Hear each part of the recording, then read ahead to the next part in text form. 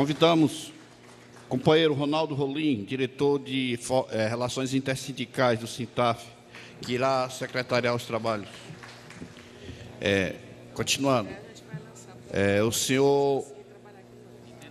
Convidamos o senhor Luiz Carlos da Silva Leal, presidente do Sindari Tocantins, o senhor Soli Carlos Schwalbe, diretor do Sidifício Santa Catarina, o senhor Luiz Augusto de Moraes, diretor de Formação Sindical e Relações Intersindicais da FENAFISCO. Esta apresentação tem como tema a educação fiscal como meio de politização do fisco para uma nova administração tributária, com o autor Luiz Carlos Diógenes de Oliveira, filiado ao Sintaf, Sindicato Servidor Público Civil do Grupo TAF, do Ceará, que convidamos para compor a mesa. Luiz Carlos é servidor fazendário do Estado do Ceará, graduado em Letras pela Universidade Federal do Ceará, graduado em Direito pela Unifor, Universidade de Fortaleza, especialista em Administração Fazendária pela Faculdade Cristo. Como disseram que tinha que ser um mini currículo, ele só colocou esses 4 pontos. Mas eu acrescento que ele foi o coordenador pela Fundação Jornal Demócrito Rocha, do Jornal O Povo, de educação tributária no nosso estado. Foi um sucesso, transmitido pela televisão Verdes Mares, com aulas presenciais aos finais de semana. Teve repercussão nacional esse trabalho. Luiz, você terá 30 minutos para a apresentação do seu trabalho. As perguntas podem ser feitas no material que está distribuído pelo Congresso. Coloquem o e-mail, porque a gente está vendo que, pelo adiantado da hora, não está dando tempo de formulação de perguntas. Coloque o e-mail para ele responder via e-mail. Com você, Luiz. Bom dia aos colegas fazendários e fazendárias do Brasil. Eu quero já, de antemão, dizer que esse meu trabalho, ele foge um pouco ao viés técnico, né? Obviamente, se é técnico, eu não estou diminuindo o caráter científico, mas a gente vai fazer incursões, vamos dizer assim, por outras searas, né? Searas mais das ciências humanas, tentando relacionar o mundo tributário com o mundo da cidadania, com o Estado constitucional, né? Que é um Estado de caráter flagrantemente social, né? Portanto, o Estado que nós temos, da Constituição de 88, há quantos anos já temos aí, com uma grave deficiência, um inadimplemento pesado, né? Dívidas sociais ainda muito fortes, acentuadas, e nós, fiscos do Brasil, com a possibilidade de materializar as transformações necessárias que a Constituição, inclusive, reclama, né? Vivemos quase, como diria um grande constitucionalista brasileiro da nossa terra, né, o Paulo Bonavides, vivemos ainda uma crise constituinte forte, muito forte, acentuada. Isso não é novidade, né? Então, esse nosso trabalho foi feito com alguns meses, né? De lá para cá, a gente foi fincando outras estacas, fazendo outros embasamentos. Eu quero confessar já de início, se alguém tiver a curiosidade de ter observado aí, ou se for observar, não sei se vai ter várias alterações, né? Até porque a gente está lidando com uma matéria que ela permite, vamos dizer, essas alterações, porque a gente está dentro de um ambiente essencialmente das ciências humanas mesmo, tratando de sociedade, dessa alteração contínua, né? Lembrando aqui uma velha frase emblemática de que tudo que é sólido se desmancha no ar. Então, tratar do homem, né, principalmente nessa transformação contínua de sociedade que vivemos. Inclusive, quando o Marx disse que ficou emblemático, tudo que é sólido se desmancha no ar, ele estava se referindo ao capitalismo, porque o capitalismo é quem desmancha tudo mesmo. Inclusive, desmanchando aí é algo que é uma derrota assim, irrefragável para toda a humanidade, que é o meio ambiente, né? A concentração de riqueza no mundo está em 435 famílias, né? É um mundo com mais de 6 bilhões de habitantes. São assim essas gravidades, né? Tanto que o Bertold Brecht foi que depois pegou e disse: quem é radical é o capitalismo. Ele é que desmancha tudo, desmancha no ar, né? E ficamos ainda a assistir esse conflito entre modelos de Estado. Obviamente, para eu tratar de um assunto tão delicado e complexo, eu, como sou raso, como os riachos lá do Ceará, né, sem muita profundidade, eu vou ter que usar as muletas aqui de alguns teóricos, tá certo, que tratam mais desse assunto, relacionando o tempo todo com a educação fiscal. Nós vamos ter hoje a oportunidade aqui à tarde de assistir a uma palestra aqui do Ruda Rissi. Ele é uma pessoa que tem muita propriedade, vem trabalhando essa temática pelo Brasil afora e até fora do Brasil, com muita propriedade, de uma forma muito expressiva, rica, né? Um estudioso da academia. Eu queria dividir aqui esse meu meia hora, se possível aqui, eu vou fazer um esforço e quero cumprir esse tempo. Seria 4 momentos, né, que a gente iria dividir. Eu iria tratar do sistema tributário, vou colocar aqui umas 10 transparências, que ele já revela por si próprio, né? Essas transparências já revelam por si próprios como é que está montada a nossa estrutura tributária brasileira. A gente faz um comparativo com o mundo, tá certo? Eu queria, em seguida, tratar do Estado Social, que é o Estado da Constituição de 88, isso de uma forma já consensuada, pacificada, entre os juristas, dentro do mundo jurídico, não há mais questionamentos quanto a como o Estado brasileiro está montado, tá certo? Então, obviamente, é só abrirmos a Constituição, logo na sua introdução, no seu preâmbulo já diz, o povo brasileiro ali já disse como é que queria o seu Estado. É um Estado democrático de direito. Logo em seguida vai traçando onde é que se monta esse Estado, quais são as pilastras, as bases, os fundamentos desse Estado.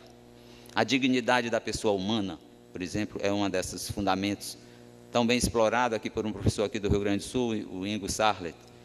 Aqui no Paraná tem o Clermerson Cleve, também explora isso aí de uma forma fantástica. Inclusive, para onde você anda, caminha no mundo jurídico, você vê a fundamentação desse Estado social.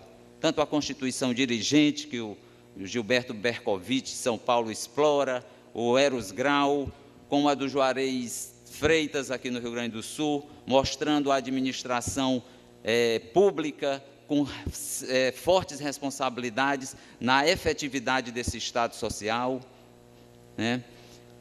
Dentro do mundo tributário é que talvez nós tenhamos muita, vamos dizer assim, reservas ainda a explorar e fazer essa devida relação do sistema tributário com o Estado social. Por isso que é um desafio, a gente vai entrar aqui numa seara que eu confesso que é espinhosa, mas uma realidade tributária que se a gente conhecer como está montado o nosso sistema tributário, vai perceber que ele difere do resto do mundo, tá certo? Um outro ponto que eu queria explorar era a questão da cultura na transformação dessa realidade, tá certo? Aí sim, aí a transformação, vamos dizer, de uma forma mais lenta, mas ao mesmo tempo talvez de uma forma mais definitiva, porque vai mexer com valores. Por isso que a revolução, como dizia muito bem, explora o tempo todo muito bem isso, o Leonardo Boff, a revolução é de caráter ético também, tá? É de caráter ético, mas a gente tem, acima de tudo, tem os valores também isso é de caráter ético, obviamente, nós temos que mudar muitos dos nossos holofotes, os nossos norteadores, para as nossas ações enquanto indivíduos, enquanto agentes, servidores públicos dessa sociedade, tá? Enquanto Estado nesse aspecto, nós somos servidores de Estado, nós somos servidores de políticas menores, governamentais, nós temos responsabilidades maiores e outras, tá? Enquanto empreendimento social também, tá? A gente tem que mudar esses balizamentos. E, obviamente, que eu vou me amparar em alguns teóricos, né? Por exemplo, para tratar de política e essa politização necessária do servidor público, né? Principalmente o servidor de carreira de Estado, né? Para estar à altura das demandas constitucionais, tá certo? Isso demanda necessariamente uma transformação de postura política. Começar já dizendo que essa ausência do fiscal, do mundo político, já é um completo compromisso político. É um compromisso político às avessas, né? Sem a consciência, talvez, ou de uma forma, vamos dizer assim, alheia, distante, alienada. E, por fim, era a educação fiscal, né, como uma política pública para esse Estado democrático. Tá certo? Esse é o norte aqui, o que eu quero explorar rapidamente nesse momento. A educação fiscal é uma política, vamos dizer assim, de hoje de Estado, né? Ela é algo recente, é mais nova do que a Constituição, eu diria, mas ela vem com esse espírito, essa vontade, esse sentimento constitucional, tá? E eu já queria, assim, ler inclusive aqui o objetivo, porque todos os estados brasileiros, inclusive o Ministério da Fazenda, estão trabalhando essa temática, né? Obviamente que vai por um âmbito ideológico, e ela é ideológica, assim como toda e qualquer política pública, como o nosso sistema tributário é ideológico, tem vontades políticas ali também, né? Como a Constituição é ideológica, sim, né? Não é uma Constituição de um Estado liberal, de um Estado mínimo, não, é a Constituição de um Estado interventor na economia e na sociedade, né? É um Estado que permite a iniciativa privada, a propriedade, mas imediatamente diz que a propriedade tem que cumprir com o papel social. É um Estado que assegura, inclusive por meios jurídicos, está garantindo, né, a dignidade da pessoa humana, a cidadania, criando inclusive canais como a educação, sendo um canal para o desenvolvimento pleno da cidadania. E o que é a cidadania, se não for a culminância de todos esses direitos, arduamente conquistados na história da humanidade? Podemos fazer ver para trás como foram conquistados todos os direitos civis, ainda lá no século XVI, XVII, os direitos políticos que vieram, principalmente depois da Revolução Francesa, e os direitos sociais bem mais recentes, já no conflito já do século XX, início do século XX, foram direitos conquistados que são ameaçados o tempo todo. Vejamos o que ocorre na Europa agora, essa ameaça de tirada de direitos trabalhistas arduamente conquistados. Veja como a França se manifesta, né? Nós não estamos imunes. Eu queria abrir aqui, pedir a permissão de vocês para ler como é que se encontra, rapidamente, a missão e onde estão imbuídos os valores da educação fiscal, para a gente já se nortear do que eu já falei da Constituição Federal, mas, ao mesmo tempo, mostrar o que é essa política de Estado e qual é o propósito dela, o que é que ela almeja, o que é que ela sonha, qual é a utopia, vamos dizer assim. Mas, lembrando, a utopia, por um aspecto, como lembrava o Boaventura de Souza Santos, a utopia, como para a gente, tem que ser como pão para a boca. A gente não pode viver sem a utopia, né? Se a gente, o Weber depois explora muito bem essa questão, se a gente não tivesse esses sonhos, né, Se não sonhasse com, lutasse pelo impossível, talvez não conseguíssemos nenhum possível, né? E se não lutarmos por um impossível, vai ficar mais difícil, talvez, conseguirmos o que está dentro de o que se imagina como algo possibilitado pelas circunstâncias em que vivemos. Vivemos brigando por uma lei orgânica do físico há quanto tempo? Há 5 anos, né? Temos a possibilidade, ou mais, sei lá, sonhando talvez há muito mais tempo. Nunca foi tão real a possibilidade de efetivar.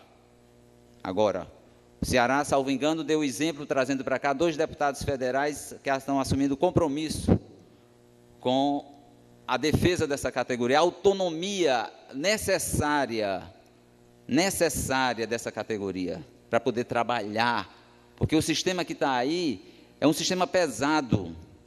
Vivemos esse conflito, a democracia, quer queiramos, quer não, quer agrade, quer não, é esse conflito de poderes. Aí a necessidade de nos politizarmos, de compreendermos o quadro em que estamos inseridos, né? Então, nunca foi tão possível agora efetivar o que sonhamos tanto, o que nos parecia distante, agora se mostra com traços, vamos dizer assim, de algo alcançável, né? Vivemos outras utopias, a utopia ecológica, a utopia democrática, né? Eu queria ler, então, sem me estender mais nessas considerações, a educação fiscal, ela se monta nisso, estimular a mudança. Isso aqui é o programa o PENEF, é o programa todo o Brasil vem trabalhando nestes livrinhos da ESAF, tá? Essa temática e nessa orientação, tá certo?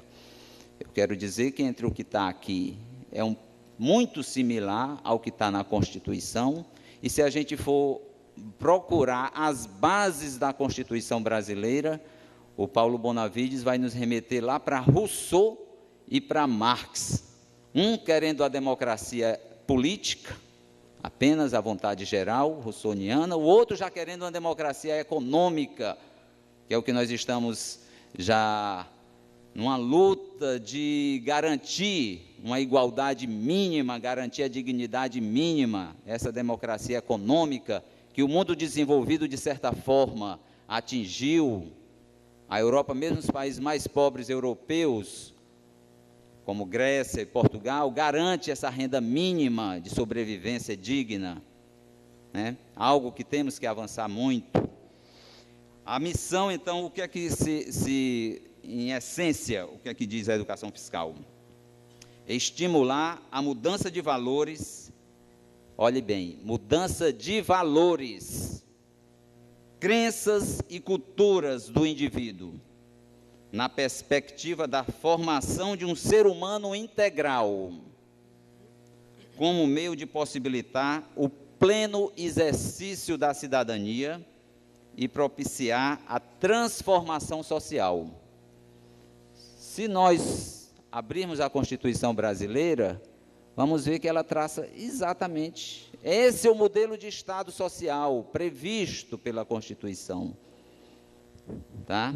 E que não conseguimos, vamos dizer, estender a toda a sociedade brasileira, avançar muito, né? Por força de um sistema tributário também, não apenas, mas muito fortemente por isso. E eu queria eu não sei como é aqui o funcionamento do... olha só, como a gente está tratando de Constituição e está tratando também de um programa de política pública, é interessante saber como é que a sociedade brasileira pensa, porque nós somos a sociedade brasileira e esse senso comum é nosso também, né? São apenas 10 slides, tá? Não vou querer cansar e vou passar o mais rápido possível. Vocês estão me orientando aí o tempo? Nós, brasileiros, sabemos que pagamos algum tributo? Claro. Isso aqui é uma pesquisa, está ali as fontes, está certo? Obviamente que está lá o resultado, né? Sabemos que pagamos tributos. Pode passar, por favor, aí, eu não sei quem está controlando, mas... não tem problema não, pode ir passando, né? O brasileiro paga mais ou menos imposto do que deveria. Eu estou colocando isso aí para a gente ter uma compreensão do imaginário coletivo do nosso país, tá certo? Imaginar que uma Constituição, quando foi feita, com um poder constituinte, ali, de certa forma, era o povo expressando sua vontade, como é assim em todo o canto do mundo. Tá? Até onde não tem Constituição escrita, como a Inglaterra, por exemplo, mas é assim, a expressão da vontade popular. Então, para a gente compreender como é o imaginário popular, que é o nosso também. Tá? O brasileiro paga mais ou menos imposto do que deveria. Todo mundo aqui, eu acho que seria um pouco consensuado em imaginar que paga muito, né? Por favor, pode passar aí a tela. Olha bem, o consumidor deve ser informado dos impostos embutidos no preço dos produtos e serviços, tal qual está na Constituição, lá esquecidozinho, no campo lá do sistema tributário nacional, está lá, a necessidade de ter essa transparência. Então, aí já vai revelando um pouco como é que está mostrado, entendeu? O nosso sistema tributário, montado, a ideologia que está montada no nosso sistema tributário. Tá? Os impostos embutidos, né? São os impostos indiretos. Né? Por favor, pode passar. A carga tributária brasileira, olha só a divisão. O inverso do que acontece no resto do mundo desenvolvido. A União concentra 69%, município 4,6%, Estado 25%. O cidadão mora no município, participa de uma política qualquer, de um orçamento, mas é no município, cobra de vereador, conhece prefeito, enfim, é lá, e lá, inclusive, inversamente aqui no país, me parece não, tá?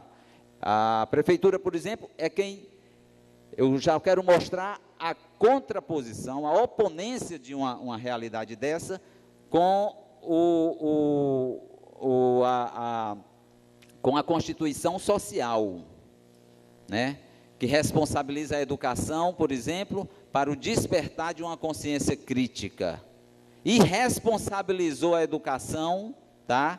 Deu a responsabilidade à Constituição para os municípios brasileiros, e não para a União. A educação básica, né? Essa educação básica gratuita, que eu quero até estender, quando o Paulo Bonavides fala do Estado Social brasileiro, ele parece que está tirando isso, essas ideias centrais, está tirando lá do Manifesto Comunista do Marx, escrito em 1848, quando Marx lá elenca 10 pontos necessários para se aplicáveis aos países civilizados à época, tá certo? Para, vamos dizer, criar um patamar mínimo de harmonia e de equilíbrio social. Um deles eram os impostos progressivos, como a nossa Constituição Social também reporta, né? Um outro, por exemplo, era a questão do crédito, do crédito estendido a toda a sociedade, que é algo que vem se efetivando agora, de certa forma, nesses últimos governos federais. E uma outra questão é a educação pública e gratuita para as crianças, tá? Porque aí sim, é a questão da mudança de valores, é o peso da cultura na transformação da sociedade e da economia. Nesse sentido, eu vou já me amparar em estudos do Amartya Sen e do Bernardo Klicksberg. O Amartya Sen com a ética do desenvolvimento e o Klicksberg com o homem em primeiro lugar, mostrando como é a realidade dos países nórdicos, o que a cultura e a educação fez por aqueles países. Para a gente compreender até um pouco, quando o Lula está aí dizendo que o marxismo fez muito bem ao capitalismo desenvolvido, é para a gente entender que foi realmente, não fez bem aos países subdesenvolvidos, mas os países desenvolvidos aplicaram suas políticas, né, e efetivaram suas políticas sociais, tá certo? Vamos já fazer esse comparativo, a gente já vai podendo entender melhor como é que se... Por favor, pode passar aí. Olha só como é que está as nossas bases de incidência. 20% imposto de renda, bens e serviços, 48 ou é 44? Vocês estão vendo aí, né? 48. Propriedade 3,18. Isso é a realidade brasileira do nosso sistema. Por favor, passe aí a tela aí. Olha aí uma comparativa internacional, tá? E está pegando ali a média da OCDE. A gente vai apenas parar ali mesmo, para não... A OCDE é aquela reunião dos países ricos, né? Para a gente já ir rompendo alguns mitos, por exemplo, de carga tributária brasileira, né? Lá em São Paulo tem o impostômetro, né? Revelando ali uma posição de alguém que tem poder na sociedade, na economia, e ao mesmo tempo quer levar uma informação para a sociedade. Que informação? Com que interesse? Olha a realidade da carga tributária, então, aí, do Brasil com o mundo. A OCDE é maior do que a do Brasil, a carga tributária. Tá? Então, se a questão é a carga tributária, então vamos comparar com a África também. Porque a África não está aí, mas é bem menor até, entendeu? Do que a do Brasil, do que a da OCDE. Então, é um elemento, um instrumento, tá, perigoso de se analisar, tá, o funcionamento de uma economia, tá bom? E de uma divisão, de uma possível divisão de riqueza. Eu queria passar, por favor. Eu queria passar aí. Olha só uma comparação ainda internacional, como é que fica aí? Com a média da OCDE. Vocês estão vendo ali, né? O Brasil, a renda que está em torno de 19, 20%, a média do mundo, da OCDE, o dobro, a renda. Ou a propriedade, 3% do Brasil, a média do mundo, quase o dobro. Bens e serviços, no Brasil, 48%, a média lá do mundo da OCDE, 31%. Vejam bem como é que está essa estrutura tributária montada. Por favor, passe aí. Aí a carga tributária e nível de desenvolvimento, tá? Mostrando o Brasil com a carga tributária compatível com a da OCDE, mas ao mesmo tempo com um nível de desenvolvimento, né, bem aquém de uma realidade dos países desenvolvidos. Tá certo? Vocês percebem aí, né? Por favor, passa aqui que eu já estou quase, recebi um cartão amarelo aqui. A concentração de renda, também mostra lá o índice de Gini. O Brasil revelando as suas agruras, né, uma carga tributária compatível com a do resto do mundo, mas ao mesmo tempo com sérios deficiências, né, sociais, econômicas, etc. Por favor, passe. E aí, essa é a última tela, eu quero mostrar esse dado assim meio trágico, né, por termos essa estrutura tributária que incide basicamente sobre bens e serviços, tá? Essa é uma realidade mais trágica, talvez. Os brasileiros que ganham até 2 salários mínimos, eles sofrem, tá? Eles suportam essa carga de 53,9%. Enquanto quem ganha